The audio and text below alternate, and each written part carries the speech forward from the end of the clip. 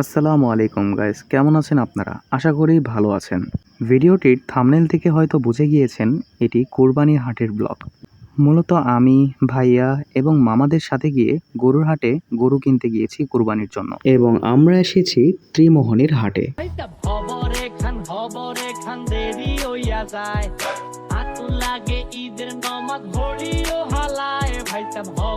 আপনারা যারা আমাকে ইউটিউবে ফলো করেন তারা অবশ্যই জানেন যে 2 বছর আগেও আমি একটা কুরবানির ব্লগ দিয়েছিলাম, মানে কুরবানি হাটের ব্লগ দিয়েছিলাম এবং গত ব্লগটা ছিল আবাদপুকুর হাটের। তাই আমি ভাবলাম এবার ত্রিমোহনীর হাটের ব্লগ দেওয়া যায়। আবাদপুকুর ও ত্রিমোহনীর হাট দেখে যা বুঝলাম, আবাদপুকুর হাটটা বড় হতে পারে তবে ডিজাইন করা নেই, আর ত্রিমোহনীর হাট ছোট হতে পারে তবে ডিজাইন আছে। এই হাটটির লোকেশন হচ্ছে নওগাঁ জেলার রানীনগর থানার কাশিমপুর ইউনিয়নে অবস্থিত।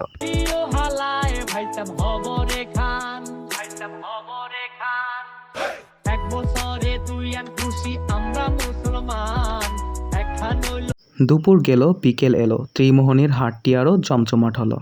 আজকে একটু গরম পড়েছে, তাই ভাবলাম আমার গলাটা একটু ঠান্ডা করে নিই। ওদিকে ভাইয়া এবং মামারা মিলে গরু খোঁজাখুঁজি করছে আর আমি এদিকে ভিডিও বানাচ্ছি, কারণ আমি গরু অনেক ভয় পাই আর ভিতরে যাওয়ার তো সাহসই নেই আমার।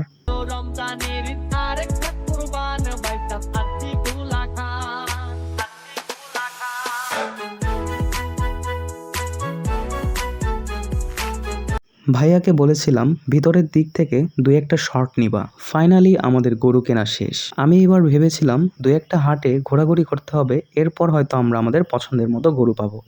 এই যে এটা হচ্ছে আমাদের কোরবানি ঈদের গরু। মাশাল্লাহ, এই গরুটা অনেক সুন্দর হয়েছে। তো এইটাই ছিল এবারের কুরবানির হাটের ব্লগ। দেখা হবে পরবর্তী কোনো নতুন ব্লগে। ততক্ষণের জন্য ভালো থাকবেন, সুস্থ থাকবেন। আল্লাহ হাফেজ।